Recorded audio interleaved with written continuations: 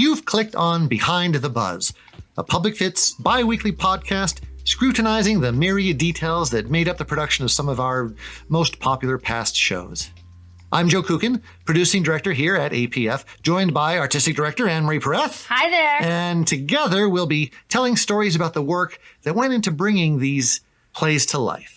This is episode number 2, and today we're continuing the conversation about Margaret Edson's Wit, the opening show of our 2017-2018 season here in Las Vegas. We'll be joined by actors Tina Rice, who portrayed Vivian Baring, and Barbara King, who played Vivian's mentor and mother figure, really, E.M. Ashford, a character based upon real-life Oxford scholar Dame Helen Gardner.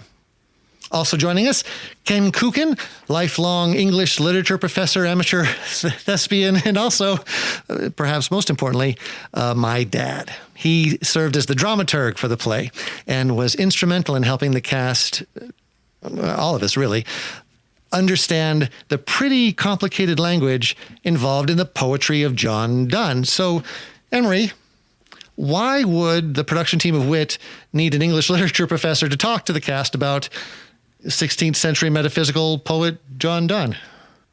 Well, the play is actually made up of a lot of medical language and actual poetry from John Donne. So in order for us to understand the intricacies of that language, we needed an expert to come in and help us decode that, because a lot of the play is based on his poetry. Well, yeah, and her journey of from life into death kind of mirrors some of his metaphysical work, what are known as the holy sonnets. Yeah, actually, towards the end of his life, he started writing more metaphysical poetry, or poetry, because he had lost his wife and he had lost some of his children, and he was wondering about his own salvation. And so he wrote the holy sonnets, right, which has to do with a person's mortality, life, death, and the afterlife. And so not only do you have to understand the poetry, but you have to understand that Vivian Baring is also going through that process. She's in the process of dying because she has ovarian cancer. And so she's having all these flashbacks to when she's teaching, and she's going back to these moments where she's examining the poetry that pertains to her own particular situation. For people who haven't seen the play or don't know Wit is about a very scholarly poetry, specifically a poetry literature professor in an unnamed Ivy League school who discovers that she has late-stage ovarian cancer. There is no fourth wall in this play, really. She speaks directly to the audience, and the play is really her journey of discovery of this disease through the experimental treatment process right up to the very moment of her death and all the discoveries that come with that. Is that a pretty good synopsis of the play? Absolutely. You know, it's funny to introduce your own father in a sort of objective way, but I can say my dad, Ken Kucan, was a native of Steubenville, Ohio. He's been a 60-year resident of Las Vegas. He was a lifelong teacher of English literature, mostly at Clark High School, and later the Mellows School, the preparatory academy. He's taught at the university level, which you said you didn't particularly care for. He's taught at the community college level, which you said you didn't particularly care for, and has really... He's much like Margaret Edson, yeah. Right? She didn't want to... She was equipped to teach on the college level, but she preferred to teach, she teaches 6th graders now. Yeah. Yeah. You see, she had a specialty as well. So you heard what Anne-Marie said about the incorporation of the poetry into the play. Was that your perspective? Yes, on a couple of levels. The particular poem that Edson singled out was one of the holy sonnets, written in a particularly excellent form for disputation.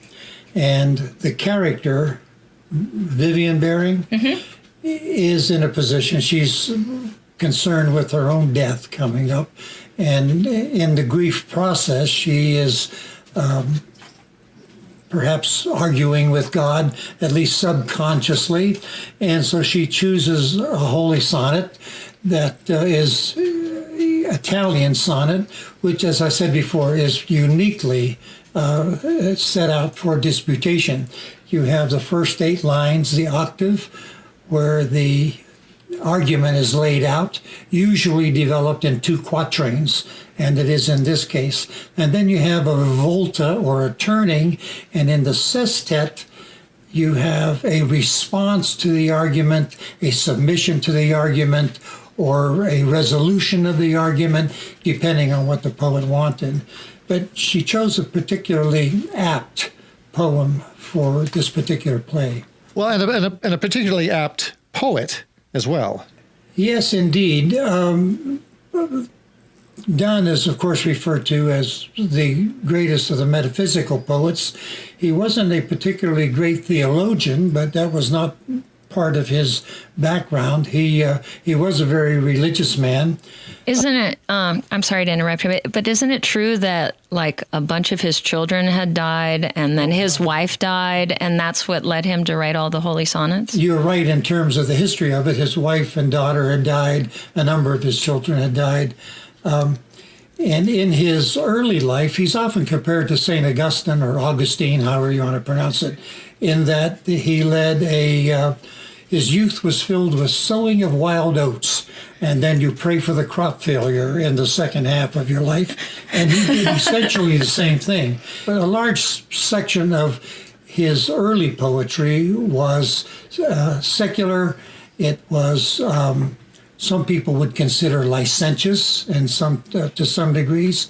But at the same time, he was honing his skills in what later became known as a metaphysical conceit, these weird, shocking, widely disparate allusions and comparisons.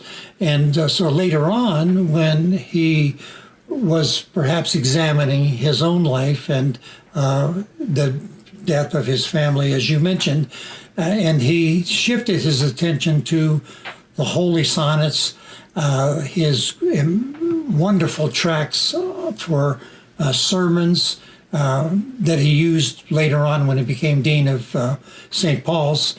A great speaker. People came from miles around just to hear his sermons.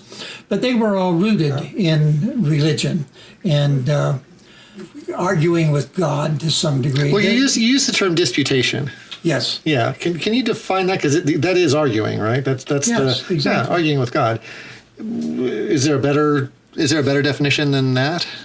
Well, a disputation isn't necessarily an argument, except in the literal defining sense of the word argument, where you lay out a train of thought to prove a point.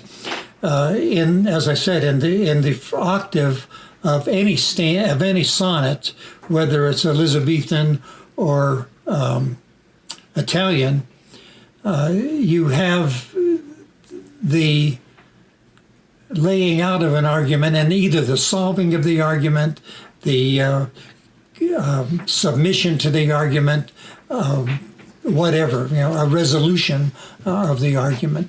So all I can say is, in that particular poem, it is a disputation. All of his holy sonnets are not. There are only 4, I believe, of his holy sonnets that directly would take that form of a dispute. Well, the only reason I brought it up was because I think there's a reason why Edson chose that particular poet for this play and for this character, and the idea of a long-going argument or a long-going discussion or a concern about afterlife and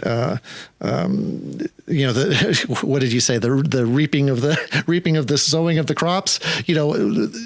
I think there's a reason why she chose him. I don't mean to cut you off, but I think the reason that she chose him is in the title of the play, Wit, because in his time, wit did not mean then what it means to us. We tend to be flippant about wit.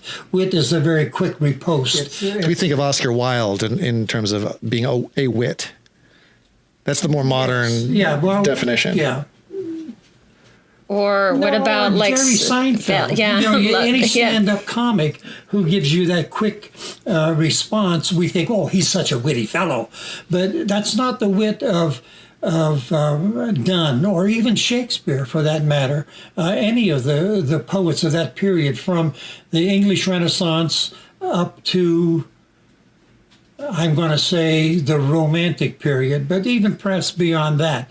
For instance, George Gordon, what's his name? Lord Byron, a very witty fellow, not in the sense that we regard wit. So if we're not talking about wit in terms of wittiness, the way we think about it today, and I mentioned Oscar Wilde, and you mentioned Jerry Seinfeld, and what is the definition of wit as applies to the play? Why is the name of this show Wit? Well, wit, the way done, and I'm sure the way Margaret Edson conceives it, is a much more profound approach to not only humor, but a scholarly treatment and process of thinking about just about anything.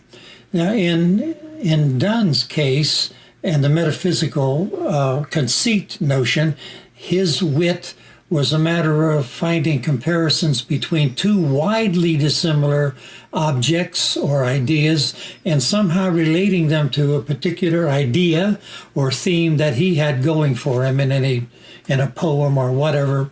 In order to understand wit in the sense that Donne or even Shakespeare uses it, you had to be very widely read.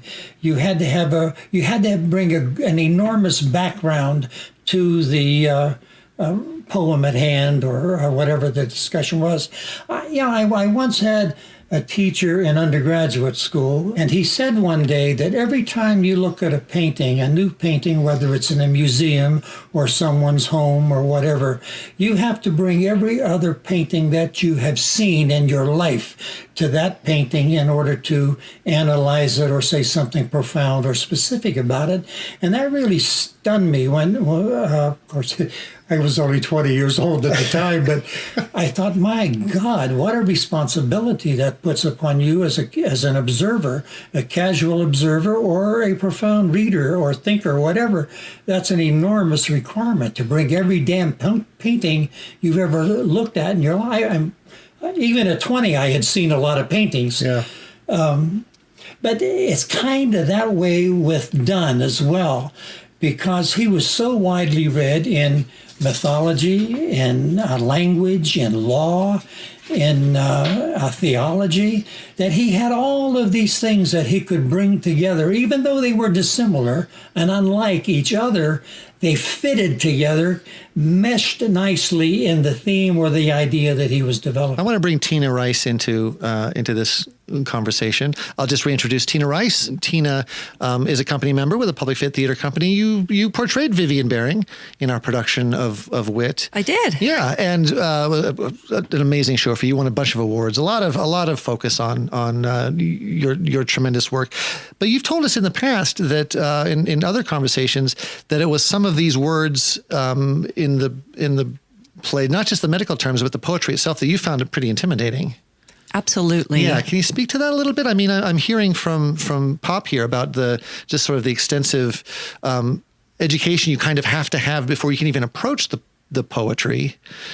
Yeah. So Ken was very helpful during the process because he helped break down one of the poems that she delivers the entire sonnet actually to the audience, excuse me. What's a flashback? She's delivering one of her famous lectures that she delivers to, I think the idea is that she's actually speaking to a lecture hall full of students. And in this case, the audience is representing those people. And it's a flashback that she's having in the midst of a breakdown. Is that a pretty good? Right. She's pretty far along in her chemotherapy and her process and her illness. It's she's taking a downturn for the worse, and she does fantasize of one of her lectures, and in this poem in particular, and as it relates to asking God for forgiveness, or actually not asking God for forgiveness. Yeah, wondering why forgiveness is necessary in the first place. You want to read that poem, Dad?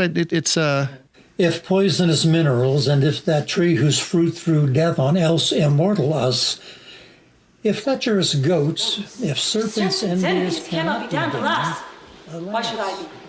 Why should intent or reason born in me make sins else equal in me more heinous? And mercy, being easy and glorious to God, and his stern wrath, why threatens he? But who am I that dare dispute with thee? Oh God, oh, of of thy only worthy blood, and my tears make a heavenly Lethean flood, and drown in it my sin's black memory. That thou remember then some claim as debt, I think it mercy, if thou wilt forget. And that seems pretty specific to her. Well, at first reading, it seems kind of specific to her state of mind. Now, I was calling back to my mind Tina's performance in that particular scene, and she really attacked that poem, whacking it with a pointer and disputationally, which is exactly what is going really on a word? in Donne's mind. Hell, who Is cares? disputation really a word? Is that really a word? But You teach for 60 years, I guess you could make up your own damn words if you want to. Yes, Shakespeare did. possibilities. Okay. But I don't know how much of it was yours or how much of it was AM's direction, but Joe's direction, whose ever, that was exactly the way to attack that poem in her state of mind, because she's dying and she is quite moderately pissed at it. And so she's delineating it for her students, but she's doing it in a halfway violent manner. Well, so you talked about how you're in this particular decline, right? And so when your health is failing you, right, you go back to a situation where you feel in control. And when she was in the classroom, Vivian Baring, the character, she felt in control, right? Because she understood what everything meant, and she had ownership of that particular space. She intimidated all of those students. And that was a place where she felt that she was right. And now she wasn't feeling in control, so that's where that flashback takes her. Well, I think one of the great, I think for me, and Tina, I'd like you to talk about this a little bit. One of the great, I think, transitions in that scene, in that one monologue about that play, is I think there's a number of discoveries that you make about the play that you might, or about the poem rather, that you might not have had as a pedant, but that you had as a patient, someone who's facing imminent death. The poem, I think, changed its meaning a little bit for you. Is that a fair? Oh my goodness, yes. So what Ken was saying back to, you have to look at that painting, you have to recall every painting that you've ever seen before in order to comment on it with profoundness or something. So that's kind of the same thing. This is a person who, Vivian was a person who was very well read, a scholarly person who spent her whole entire life up until that point getting this type of depth and education and sense of what this particular poet and all of the literature, but focusing in this particular type of poetry, was about.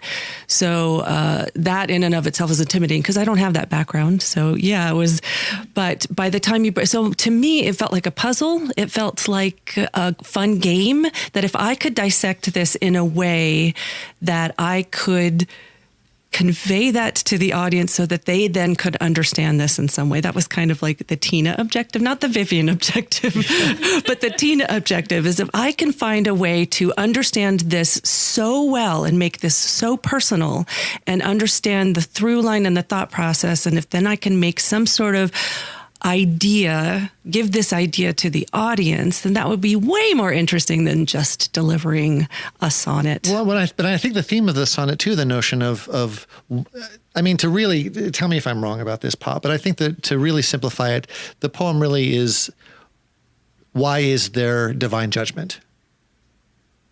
Right? If you were to subtitle the poem or to really sum it up, he's questioning the very notion of divine judgment. Why should there be divine judgment when God has the choice to not judge? And he also has the choice to perhaps judge the tree in the Garden of Eden and snakes and rats and goats. But I think she's questioning both sides, she's right? questioning both sides. So the notion of why is there judgment, I think would place a very high part in a woman who is facing imminent death. And not having a lot of other connections in her life, because this was a woman, because she was so educated, not necessarily because you're educated, you choose to isolate yourself, but her choices led her to some sort of isolation from other people, holding them at arm's length, not having a lot of close relationships.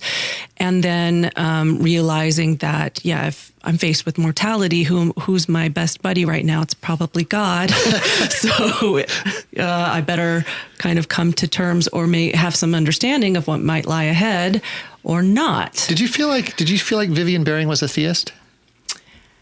I didn't. I didn't really have that idea for her. I feel as though sometimes there wasn't really any other indication in the script that led me to believe that she was. Yeah, atheist. but I suppose when you're facing death, you got to think about it. What was challenging for me, because I had to have you like go line by line. What's happening here in this line? What's happening in this next line? But when we were all in the room together, I don't know if you remember this, but it was really important for me because I thought how Tina was saying, well, if I can just get the audience to understand it in the way I'm understanding it, then I've done my job. And I had the same fear. I thought, well, this poem's going to go over a lot of the audience's head. So do you remember in rehearsal, we talked about there was like different layers or different cracks that she had, as if the poem in the flashback was hitting her differently than it did actually in front of the classroom. It was like the present day world and the flashback were kind of colliding. Absolutely. And delivering the sonnet in that theatrical way in which we did, while yes, this was the flashback that led us into that, or the sonnet that led us back into that flashback during her lecture, when we did that, it was theatrically just delivered as the sonnet, as a person delivering the sonnet, not necessarily the way that she would have delivered that to her class. So I think that also personalized it and maybe brought the audience in. I hope. I don't know. Well, I think for like I mentioned earlier, I think for me the drama of that scene, the interesting thing to me in that scene was watching your transition and watching you go from something that was a very rote lecture that you had given 100 times before to the realization that it was more personal now, and that perhaps Donne got some things right and maybe didn't get other things right, that you had a perspective now about death and the divine, particular to your circumstance, that artists up to this point had only been imagining.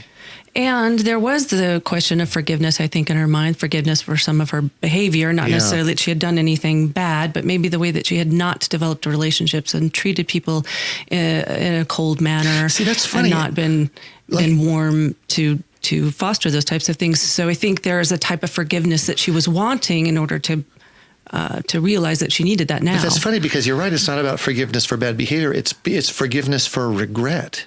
It's almost asking to be forgiven for regretting the gift of life, regretting the life that you've led up to this point, and then that gift is divine in nature. I see that face. Well, only insofar as what you said about the gift of life. And we just discussed earlier Vivian meaning alive and bearing meaning a direction towards or whatever. It's a wonderful name for this character, Vivian Bearing. It's just like the title of the poem. Or the play, rather. Well, this is a good time then to really dig into some of the specifics of not just the title of the play, but now, we're literally about to start talking about punctuation, because there's an intricate scene, and we'll be talking with Barbara King about this in a little bit, about the discussion about the difference between a comma and a semicolon. And it's so important, in fact, that often the title of the play, Wit, the I in wit is replaced with the semicolon, and the play is advertised as W semicolon T, which is we took up that idea as well. And when we advertised the play, it was W semicolon T.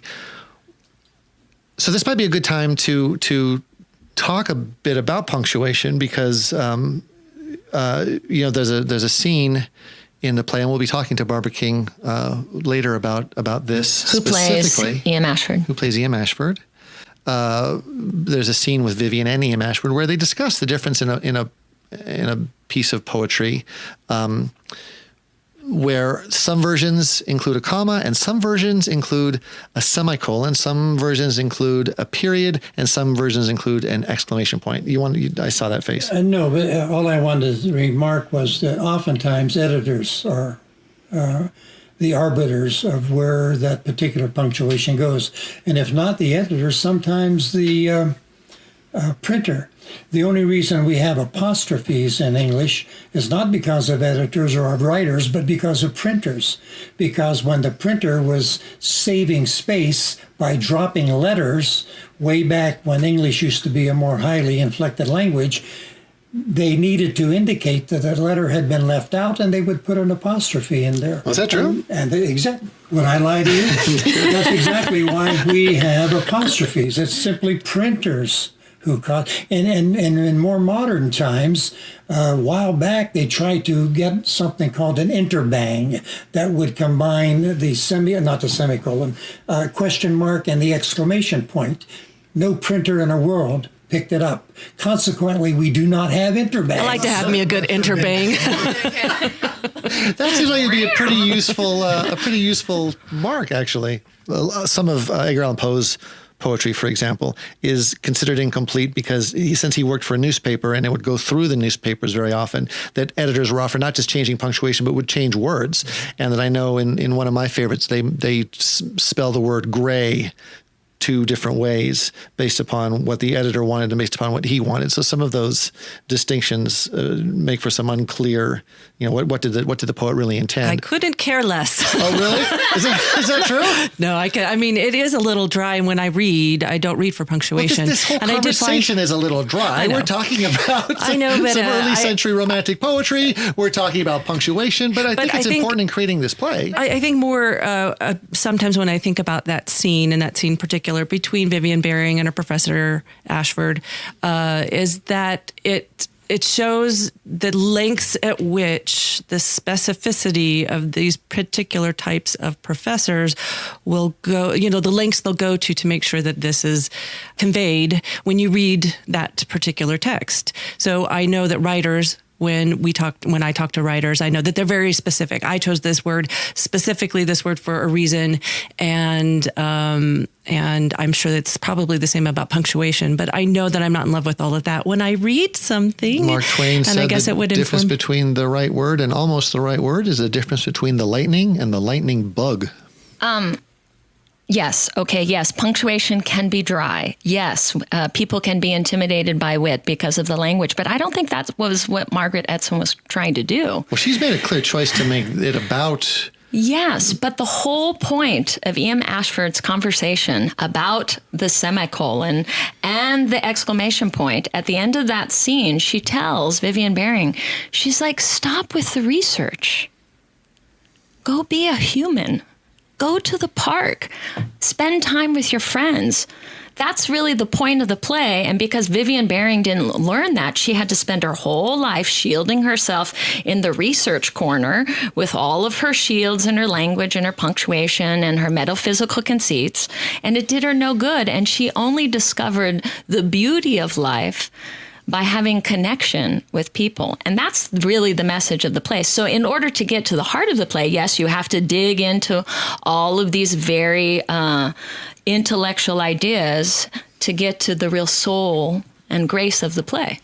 Well, I think there's a discovery, too, that Vivian has in that scene. She says, Ashford talks about, life is not about exclamation points and semicolons and all this sort of what she considers hysterical she actually uses the phrase hysterical punctuation.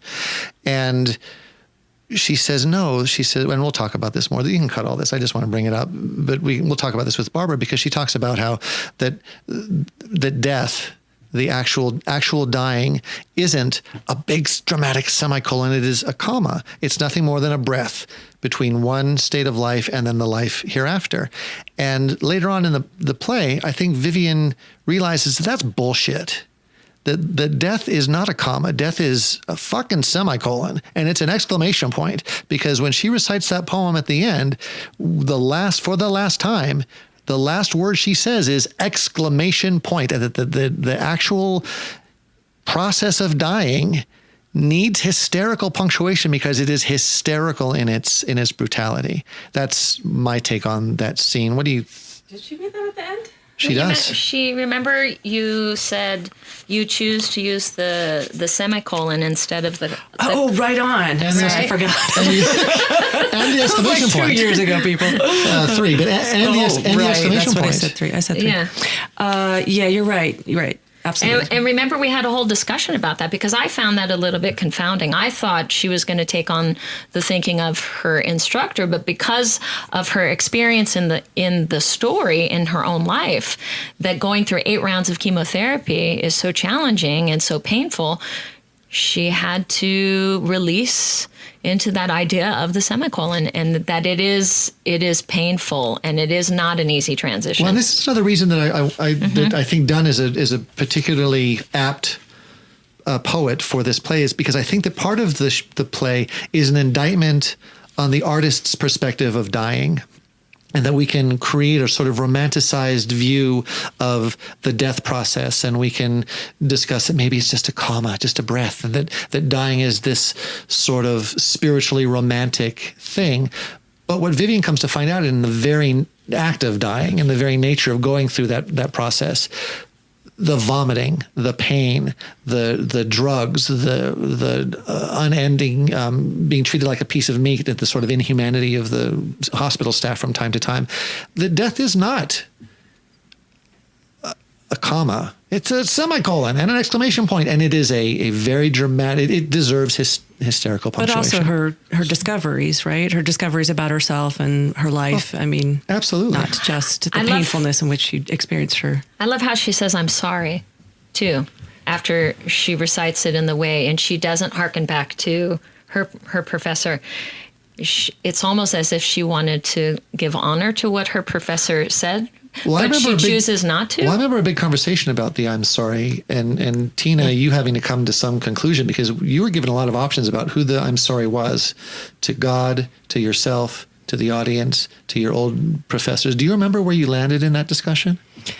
For me, it was to the audience. It was kind of... What were you apologizing for?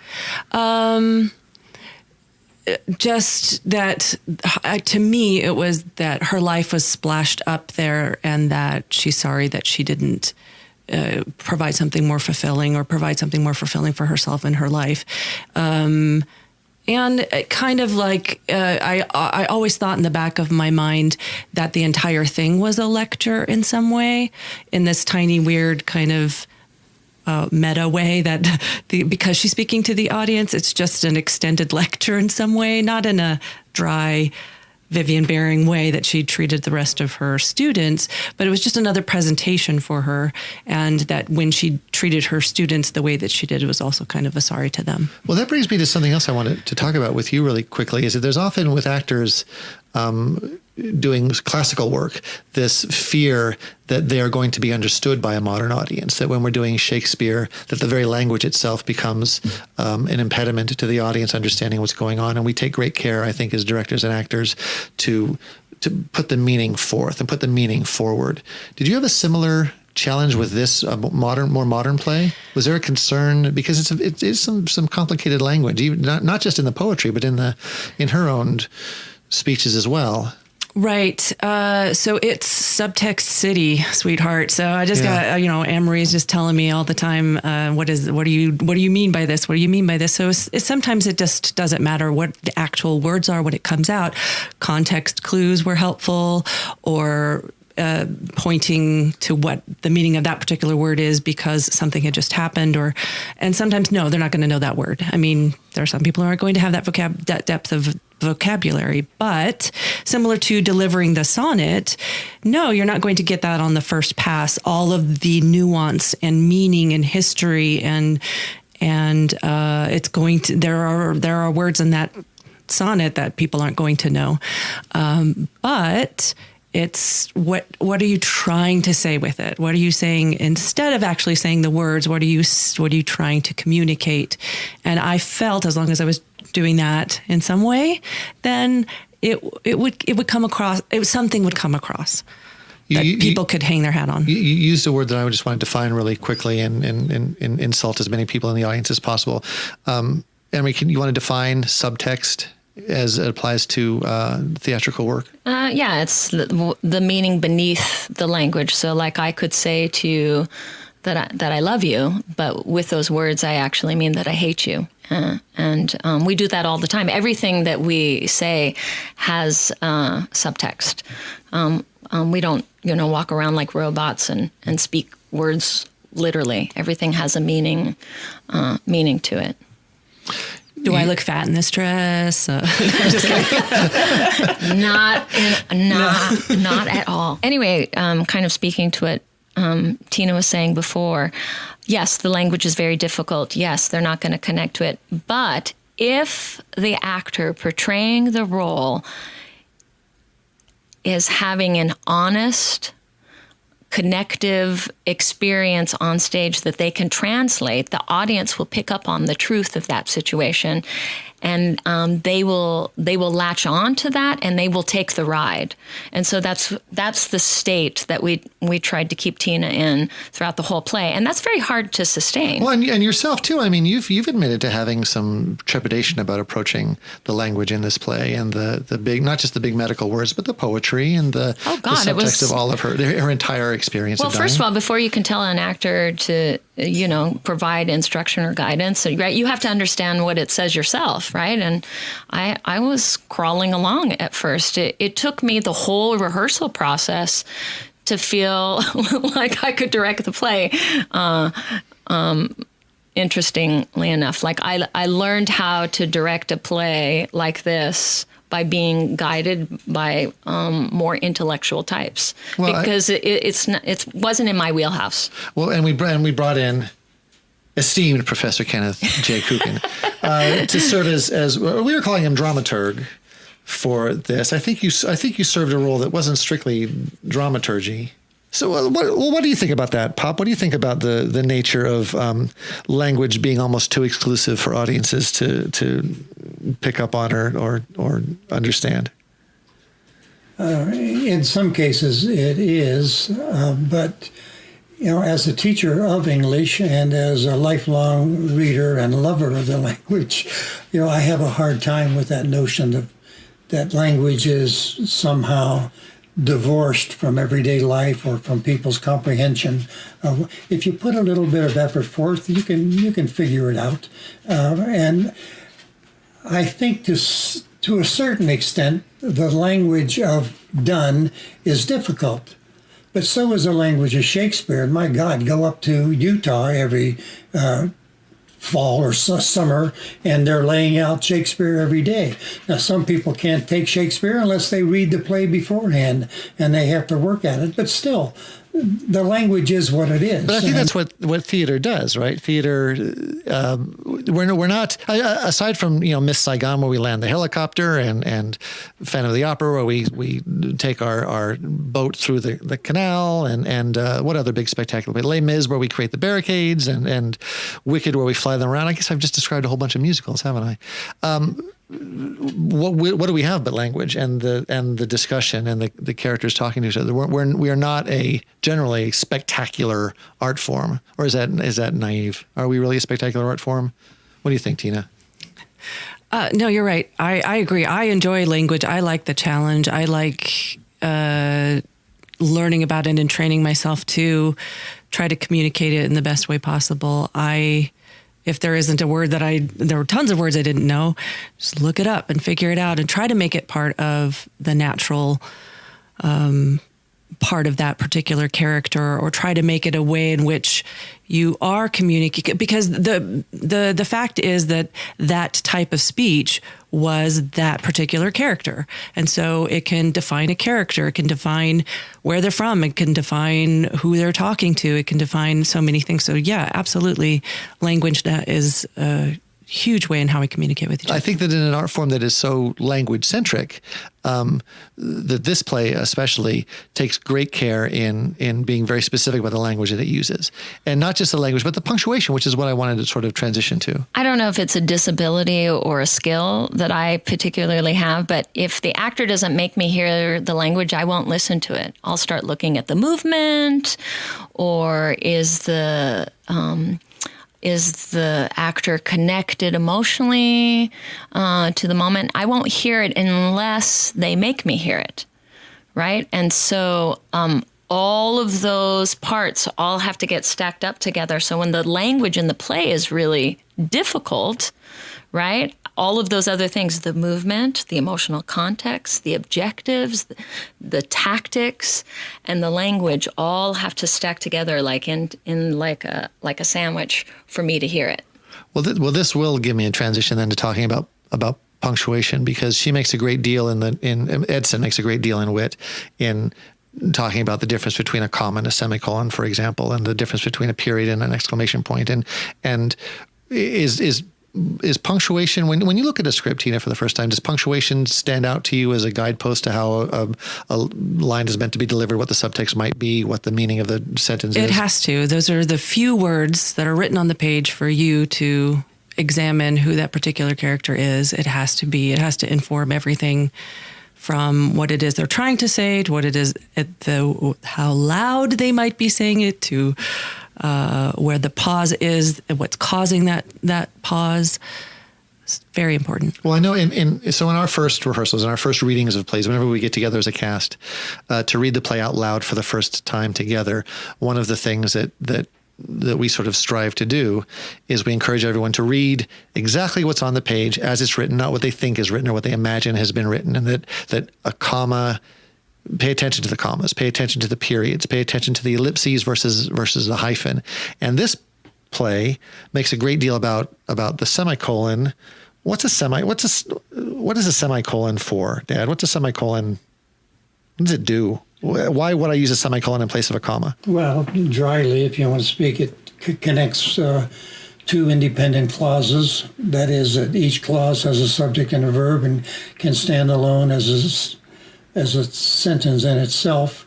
And why would I use one in place of a period or a comma? But I want to talk about wit and the notion of wit as we understand it and as the way it might have been understood in Donne's time. Okay. If you look at the title with the semicolon in it, you might look at it the same way you would listen to a Jerry Seinfeld joke and say, wow, isn't that a clever thing for me to look at for that moment?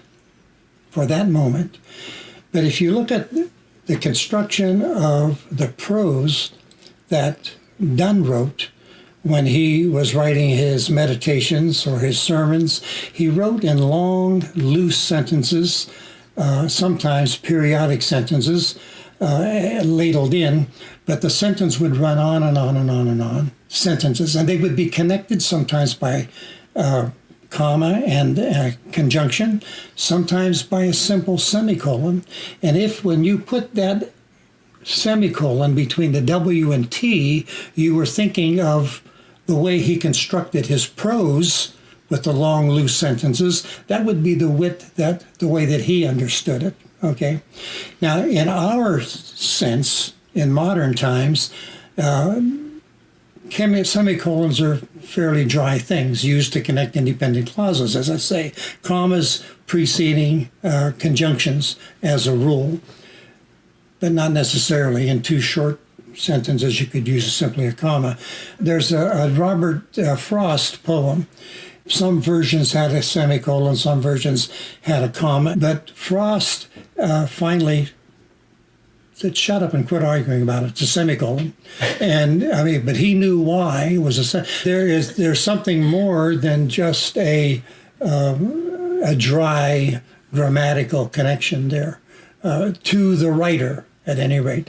And there should be to the reader, except that we're not very good readers anymore, actually. That's why I don't know. I've been out of academia for so damn long that I don't know how well Donne is respected anymore. I know that in the period of history immediately following his death, he was very popular.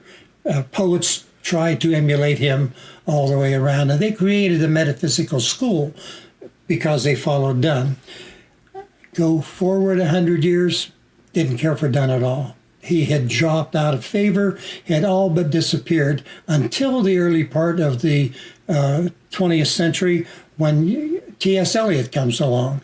And T.S. Eliot's poems, like The Wasteland, like Ash Wednesday, they're so damn complex. I mean, you have to have read widely just the way you have to have read Donne widely to understand it. As far as I know, people are still trying to explicate The Wasteland. I don't know. There are so many allusions and references that do not readily come to mind with the modern reader. So, but as I say, right now I don't know where he stands. Is that part of? Do you think that part of that is that things aren't with that such complexity aren't being written anymore either? Well, I don't think they're being thought anymore. If you take a look at the condition of poetry today, you're limited to essentially poetry slams. People, it is so personal and so individual. It pertains to me, my, I. Rarely to you, except how you relate to me. It's very, very personal. And so you don't have this wide-ranging philosophical search for meaning, for allusion, for substance. I think that specifically in Edson being so smart as to choose John Donne for its toughness to understand, which I think is it's a good reflection on what Vivian was. She's tough to understand, tough to get close to, tough to dissect. Well, that's reflected in the play as well. We have flashback scenes where she sort of berates students for not stepping up to the complexity of the work required of them to understand these poems. Wasn't T.S. Eliot a huge critic of John Donne? Oh, he's a fan. Was a fan? I thought he was a critic. No, he's a fan. In fact, it was his poetry that reawakened an interest in Donne at the early part of the 20th century. I thought I read a couple criticisms of his of Donne, and they weren't positive. They wrote similarly, is what I'm talking about. So I don't know Eliot's mind. I have not read anything where he was critical of Donne. But you may well be right. I don't know. As we were all talking about this, I don't know what Vivian Baring or what Margaret Edson's experience was in grad school or undergrad when she was studying, but I wonder if she was surrounded by a bunch of Vivian Barings. Because I know my experience when I was in grad school, I had to take Renaissance drama in the English department, and it was much like this. We're all sitting around a table, and all of the students were all competing with each other in terms of using the largest words and the most philosophical ideas in order to find favor with the teacher. And they weren't really getting at the heart of what we were studying. And I found it really frustrating as a theater student, because I feel as a theater director or participant that what we're trying to do with audiences is not only get them to think, but we're trying to get them to feel simultaneously at the same time. And so I'm just wondering if that was her experience, and that's why she could create a character like this. And interestingly enough, if you watch videos of Margaret Edson, she is the opposite of Vivian Baring in terms of temperament. She's so very sweet and so very humble, but an intellectual genius. Can you be a Vivian Baring and teach sixth grade? You can. I think you might. I think you might have to be. You might have to have a certain sensibility. You taught high school, and you're the masculine Vivian Baring. Oh, come on. But the one at the end of the play, not at the beginning of the play. Okay. That's what I'm meaning. Yes. So Dad has talked about his connection to the semicolon and its separation between two types of thought, its use in the title and its use in the play. What did you take away from the very importance of the central idea of the semicolon in the play? Well, I can remember prior to us working on the show, coming in and looking at the E.M. Ashford section of the play, and us talking about the comma versus the semicolon. And I remember you were like, yeah, the comma is just like turning the page. It's like turning the page. It's like a breath. It's so simple.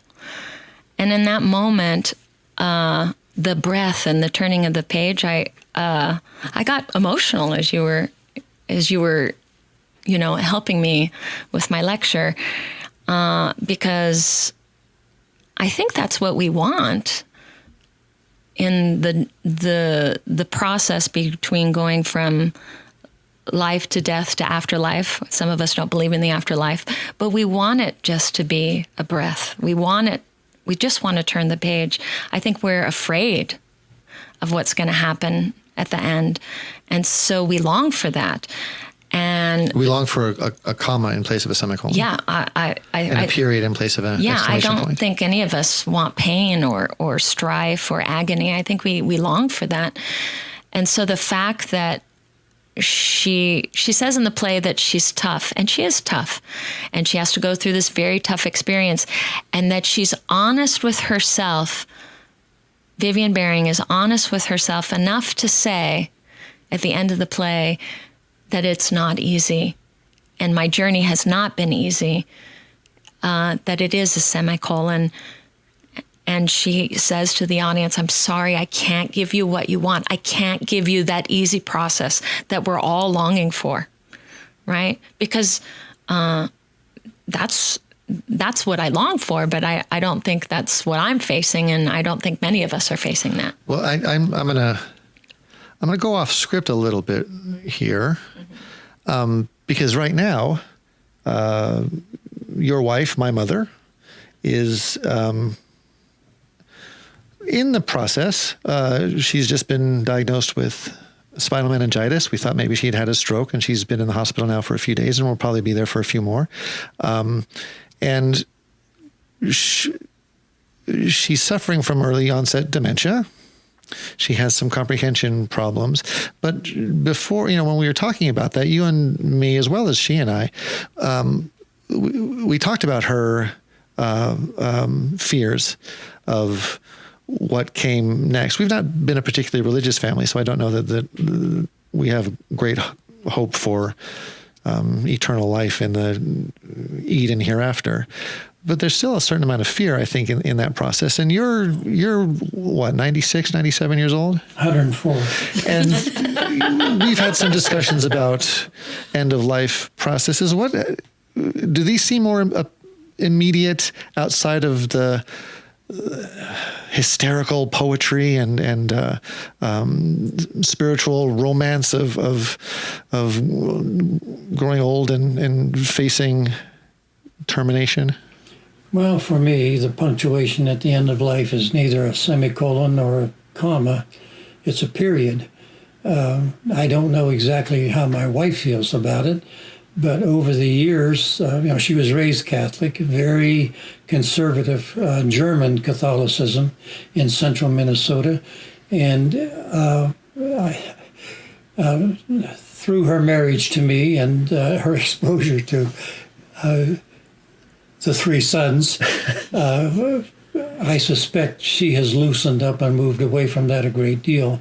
And I don't know what she looks forward to in the afterlife, if anything. We have not discussed it in any kind of detail.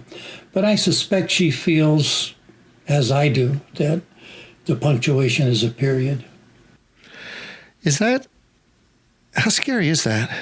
Not to me at all. I mean, the world got along without me for a long time. I don't think it'll make much difference to the world when I go. Well, I disagree. Well, it'll hurt my feelings. We have some subtle connections, but if I made any contribution at all, it will be borne out in my students. Several of them have written books, by the way, and sent them to me, which is a nice thing to have as an ex-teacher. But other than that, I don't think that the world or the universe, or if there is a God, is going to be disappointed in my passing. Has your thought process about that changed at all since you were a younger man? I mean, you're 80, you're 84. My career as a monk, outside of college, I was. That's not a joke. You were. No, I was a monk. I was in the monkery, if you wish, in Pennsylvania. TOR, Third Order Regular of the Franciscan Order, as opposed to the OFMs, the Order for our Minors. I could go on with this bullshit. It's like Air Force versus Navy. But and anyway, I went in with great anticipation, actually. It was shortly after I graduated from college, so I didn't go into it blindly. But I was very quickly disappointed and disillusioned. And when I left, I have to say I didn't miss it at all. And it was then that the gradual erosion of my Catholicism, began. Although later on in life, when I married your mother, who was this one hard, fast Catholic and with German background, I chaired a steering committee to set up a parish council.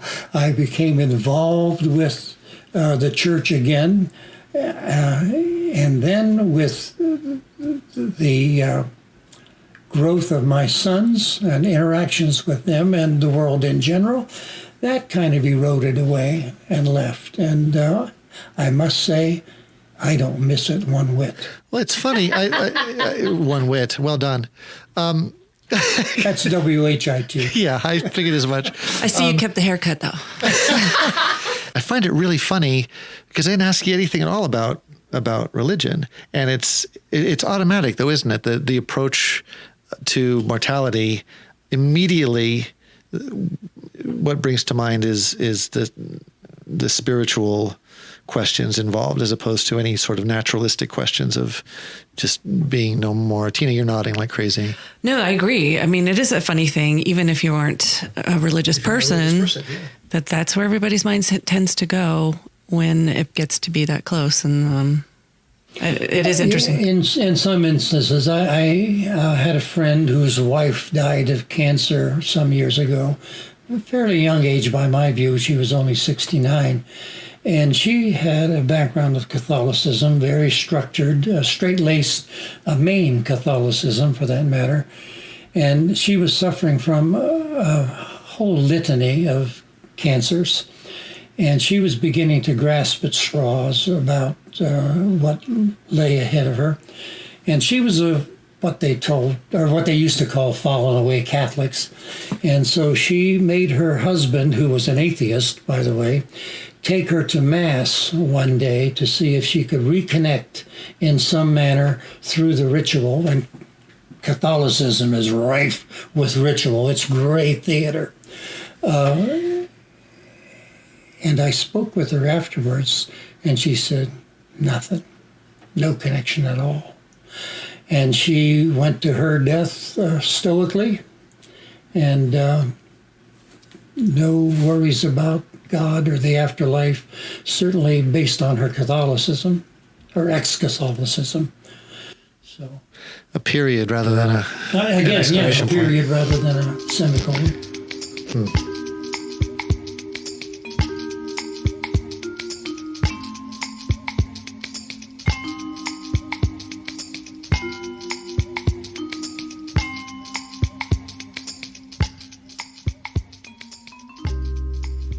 All right, Emery, let's bring Barbara King into the conversation. Barbara, thanks for coming on. Let me introduce you really quickly Let me introduce you real quick. Barb hails from the Midlands of England, Staffordshire. Did I say that? Yeah, Staffordshire. And went to the Institute of Linguistics in Birmingham. You studied some French and German. Mm-hmm. Is that right? That's right. Ended up in Chicago. A bit of Russian, actually, too. I should throw that in. Well, since this episode is all about... Good Lord, what is that? What did you just say? That just means, how are you? Oh, I'm fine, thank you. But well, then you say, хорошо, спасибо, а вы? I would never be able to say that.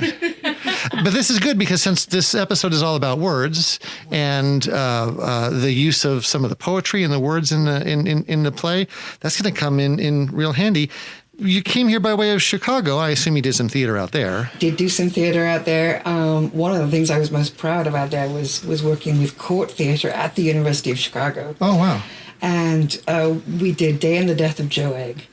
And the woman who I played, I was the one who was really horrified by the spastic character. Yeah, hanging in a closet, right? Yes. Yeah. And the woman who played the Joe Egg's mom was Megan Fay, who has gone on to become quite a good character actress. She popped up in something on Netflix the other day, and I was going, I know was her. on stage with her. And then you ended up in Vegas. Was that that must have been an interesting shift of gears? It was a very interesting shift of gears to go from Chicago to little old Boulder City. You know where I live. Yeah.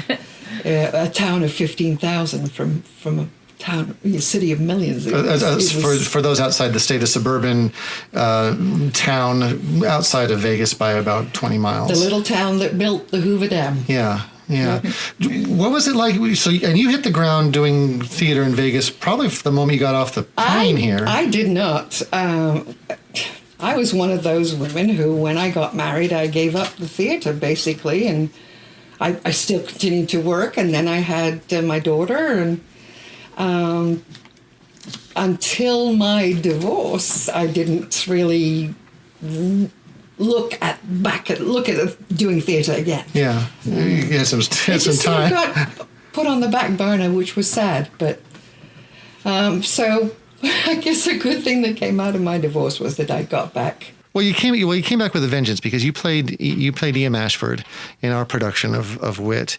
And since we're spending a lot of time talking about words and punctuation specifically, she is the character that really makes the argument for specific punctuations in poetry. And I'm wondering, because she spends a lot of time talking about John Donne, is it fair to ask you about John Donne as an Englishwoman? Do you study him with a different sort of intensity than we perhaps do here? I'll tell you, I did study John Donne, the poetry of John Donne, in high school. Not the holy sonnets, however. He was well known many years before he turned to religious writing, for writing rather erotic poetry, lovely poetry, poetry. And Isn't there one about the flea or something? yes, where he's wanting to be the flea that is attacking his lover's breast or something. Yes. Ken read me that poem. Actually, I don't know poetry, but I know what I like.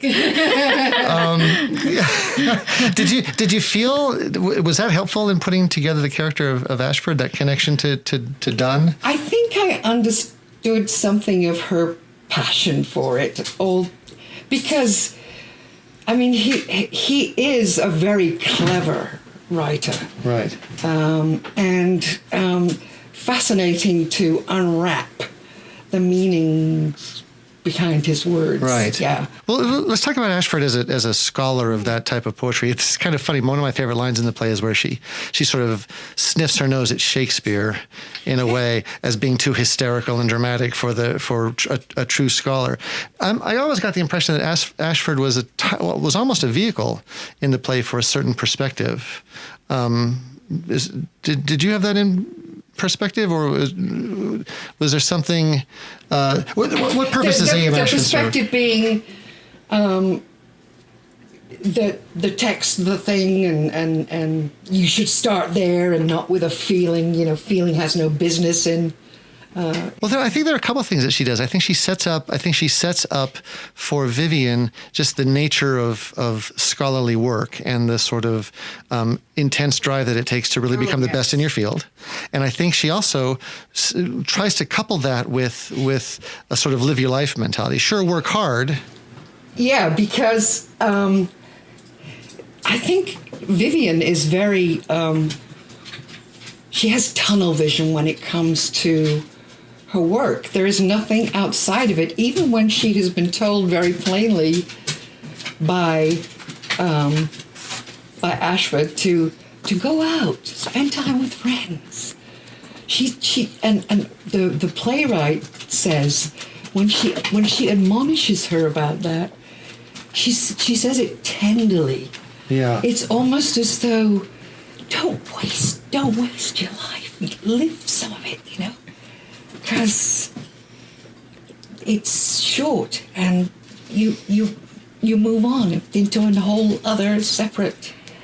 It's interesting that you mentioned the vehicle, like that she's supposed to be the representation of like language and in terms of standards of language, but she's actually very, very high standards. Yeah. Yeah, she's actually the vehicle of more balance.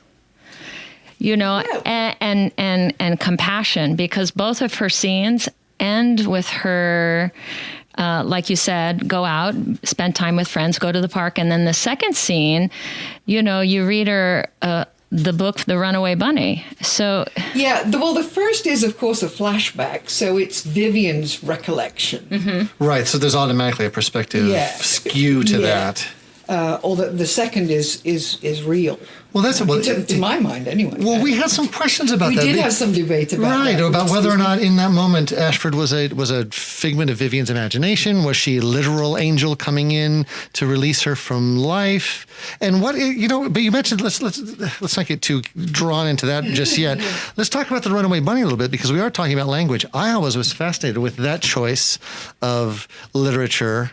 And it's a very simple children's book in the face of this other grand literature, the poetry of John Donne, and the literature of Margaret Edson herself. Her style and her language. But the choice is perfect, because Ashford talks about the little bunny is forever running away, and his mom is always she says, "I'll always be there, to find you," or whatever. Yeah. And Ashford, I think, says something along the lines of, "Oh, look, it's an allegory for life. Wherever you go, there's God." Or It's actually one of my favorite moments in the play where this. It's very powerful. Well, but it also tells me something about Ashford and her ability to analyze not just if poisonous minerals and if that tree, the poisonous minerals speech, but also, all the poetry of Donne, but these smaller, very simple works that we would consider simplistic, she finds a very... What's lovely about Ashford, because I think she embraces stuff like that, And she doesn't comment on the punctuation in Runaway Bunny at all. She doesn't. Oh, by the way, I do want to just say to the two of you, Happy National Punctuation Day. Is that today? Is it today? It's today. September, what's today? September 20, it is? Wow, that's kind of ironic. That's something. I think it's kind of creepy. Oh, wow. Well, then let's talk about, did you have a feeling about the use of the semicolon? We use the semicolon in the advertising, W semicolon T. Yeah. Did you have a sort of perspective on why the semicolon would be considered, in her words, hysterical? Well, I think because you asked me this question when I was sort of prodding her for, what are we going to talk about? Mm-hmm. And she said, "How does your character feel about hysterical punctuation?" And she actually uses that term, hysterical punctuation. And so I've been sort of thinking about that, because I realized that hysteria was an illness that was put down, that was diagnosed about women, oftentimes their monthlies caused hysteria. Mm-hmm. So when she uses that word, it seems just very... like she's minimizing. Almost. But as she talks about, especially the exclamation point, and the semicolon is sort of lumped in the same sort of group. Yeah. One of the things that I had sent back to, because I had to Google semicolon because I didn't know too much about it, but this was really fun. That gender stereotypes also come into play. Semicolons seem most closely associated with the florid emotional writing often ascribed to women, rather than the spare, chiseled prose with which men generally are credited. Where did you find that? It was a Chicago Tribune writer, staff writer, a woman who this was back in late '99, and she'd written this about a month after Edson won the Pulitzer for wit. Oh, really? And so she mentions it to quite a lot. Right. And talks about, when the semicolon first arrived in the English language. I guess Donne did use it in 1612. Yeah. Although it's not the approved text that E.M. Ashford likes for Death Be Not Proud. Right. But it had been around in English. Shakespeare used it in 1605 or whatever, and there are some modern writers that will that use it abundantly. Steinbeck was one in Grapes of Wrath, I guess. And then, others that will sort of avoid it like the plague. It's really sort of a strange piece of punctuation, because I guess they say you should use it where you could use a period. Mm-hmm. But it almost seems like it's taken on this cachet now, that people who use it are somehow more intelligent, intellectually the merit badge of the semicolon. I admit I never use a semicolon because it's scary. Because you're probably unsure of where. Well, yeah, I'm just not. I think a lot of people feel that. Yeah, and I have to admit, I use them in text messages. I will use it. Of course you do, Jill. Of course you do. I will drop a semicolon into a text message if I feel it's appropriate, because I feel like it really is an evocative. This is the dumbest phrase I'm ever going to say in my life. It feels like a very evocative piece of grammar. There you go. It feels like a punctuation mark that has something to say. Well, it does. It sets you up. It sets you up to continue the thought without having to completely come to a stop. It gives you she talks about breath in the play. The comma is just a breath, but for me the semicolon is the bigger breath. It's sort of inhaling of and now what else? Yeah. I've stumped the panel. Well, because I think the semicolon is almost like the trampoline that sort of catapults you onto the next thought and phrase. Oh, I like that. The trampoline of punctuation marks. Bouncing, yeah. Oh, I like that. Does it feel? Would you consider it as Barbara, not as EMS? Would you consider it hysterical punctuation? No. I actually am snobbish enough to believe it does suggest a certain level of intellect. Then I have a question. Yeah. Just like the E.M. Ashford question. So why is she so hard on Vivian for using the semicolon? Because I think for this, she's very snobbish about the text that she uses, and her the name, of course, she drops all the time is Helen Gardner. Well, we should just take a moment to explain who Helen Gardner is. Dame Helen Gardner now, actually. I believe she was an emeritus professor of English literature at the University of Oxford, and she's the actual scholar upon whom E.M. Ashford is based. Yes, that's right. Yeah, her work on Donne and any number of quintessential. Exactly right. That scene for Donne. Yeah, that scene is about using the right version, and for whatever reason, the book is checked out to the library. Exactly. Vivian gets the wrong book, and it's the Gardner version that Ashford. I remember, during rehearsal, you brought me an edition, the Helen Gardner edition of Donne's poems. Of Donne's poems. Yes. Yes. So yes, she's published. Well, but that brings me back to the idea that I don't think we keep talking about the semicolon. I don't know that it is the specifics of the semicolon that are important for Ashford as much as it is the importance of using the correct punctuation, the punctuation that Donne intended, and that perhaps in this instance, in Death Be Not Proud, that semicolon did not exist. It was the comma that was important because Gardner had the right punctuation. Yeah.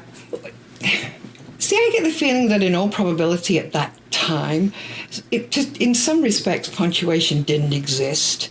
I said he started using it in 1610, but they could, on a whim, decide whether to use it or not. And goodness knows, spelling was, whatever they wanted it to be. We were talking to my father earlier, and he made the point that a lot of times punctuation was sort of determined by the typesetter or by the editor or by someone down the line and not necessarily from the original source. True, and who knows what folio, the two different versions were on. Yeah. But she really does... Ashford is the character. She just is really very sharp about the fact that this is the only text that matters. The other with, and I mean she's very flamboyant about the way she has reasons for it. she insults the text. It's inauthentic, I think is the word that she uses. Inauthentic, yeah. To Vivian. Do you think, though, that it has anything really to do with, like, her belief system, too? Well, it does sort of gravitate into that, doesn't it? Because she talks about, life and life everlasting be separated by nothing but a breath and nothing but a comma. Right, life, death, and the afterlife. Right, and so I think that's what the play is about. And so I think that's why Edson, Margaret Edson, the playwright of Wit, decided to put that in the front part of the play, because here it is Vivian Baring. She is now going through 8 rounds of chemotherapy and probably pondering on what her outcome is. And so that's either consciously or unconsciously. This is the image that she brings up first. She brings up this past image of her teacher. Right, because they have sort of made her, that, and the scene before with her dad. Right. This is what has made her. Her dad's influence, her love of words started at the moment that they talked about the Flopsy bunnies. And she learned what the word soporific meant, So, and I think her joy as a child just sprang from that, and then it took her through. Well, we don't hear about Vivian's mother. We see a flashback with her father, and I think in a lot of ways Ashford represents a mother figure, and that instinct of hers that there is nothing between life and death but a breath. It's a very easy process of stepping into death is something that she carries with her, and we're meant to take that with us as we go through Vivian's journey of realizing that that's not right, that the artists may have it wrong, that the poets and the artists who suggest, and as Ashford does, that the transition from life to death is a very simple one, nothing but a breath, are wrong. And that romanticized version of passing is not the experience that Vivian has. She goes through quite a painful transition between life and death, and actually says there at the end, when she reads that poem, when she reads Death Be Not Proud for that last time, she says, semicolon, exclamation point, that those are the punctuations, she goes back to the hysterical punctuation, right?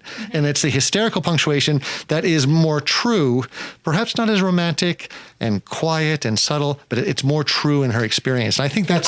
I don't know that I'm as literate as that in my interpretation, in as much as when she has all these flashbacks and she's looking back at her life, and yes, she's going through the pain, but I don't think it's necessarily about that.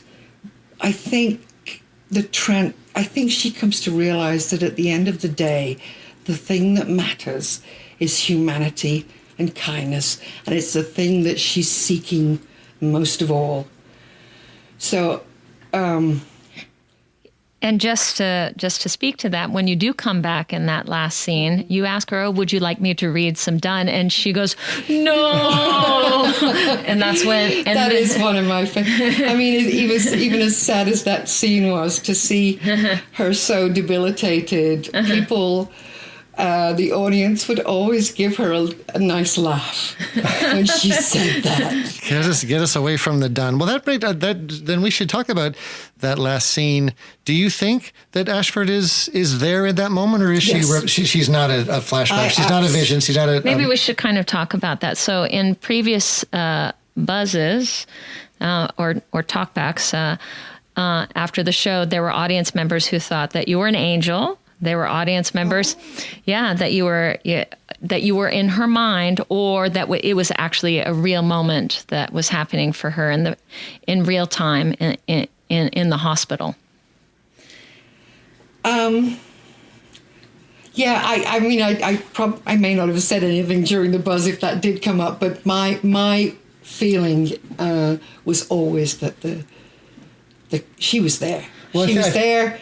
And she had heard she was for her great-grandson's birthday, and she had heard this terrible news about her old student. And yes, I don't know if you coincidence maybe, but yes. I don't know if you remember, but I think the entrance that comes right after that, I think Jason comes in to see. And doesn't acknowledge me. Right, you would exit, and then we allowed some space, right, and then he would come in after, because we wanted to keep that a bit ambiguous, so that the audience would get to make that decision for themselves. And there was one particular buzz where everybody got pretty heated about it, because, people bring their own narrative to the play. Of course. Yeah, and so I just love that. And, it's something I even discuss in my class. And, without seeing a production, the students, they also bring their own perspective. And they oftentimes think that you are an angel. That's a big one. I think they're attracted to that metaphysical idea, And maybe the joy is in being able to interpret that it is just a little, obscure, because nobody acknowledges, nobody sees her in the room, or it's so it could very well be, but from my own personal point of view in developing her, I always thought that she was real at that point. Me too. It was a nice, but it was a nice mystery, as with a lot of shows. It's nice to have some of those unanswered questions that the audience can answer for themselves and create their own experience. Yeah, I don't think you ever want to spoon feed an audience, do you? I don't think so. Oh no, you always want to keep mystery, create mystery, keep mystery, leave unanswered questions, keep people talking. Create a sequel in your mind afterwards, right? So we talked a little bit about the buzz, Barb. Do you remember did any of the buzz feedback stand out to you? I know it's been a couple of years now, but I wonder if you didn't have any not memories. Specifically from my character, but I just remember what an emotional experience it was for many of our audience members. Yeah. I mean, a lot of them had heard about it because it's sort of a well-known play. I do think that audiences were just carried away by the beauty of the words, of the experience. Takes a powerful actress to do something like that. Tina did a hell of a job, didn't she? Tina did a hell of a job. Yeah. Yeah, we're proud. A hell of a job. Thank you for coming out and doing this. You're welcome. This was magnificent fun.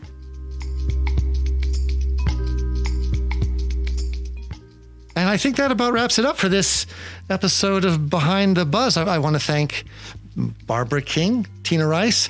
I want to thank my dad for coming out and joining us in this conversation about words, and punctuation. Is that where you want me to say something? Or you just nodded at me. That's good. No, do the nod. Just do a bigger nod. Do you want me to thank you? I'll thank you, Joe. And I'd like to thank Joe Kucan. And I'd like to thank Anne-Marie Pereth for spending some time talking about, I think, was one of our proudest works to date.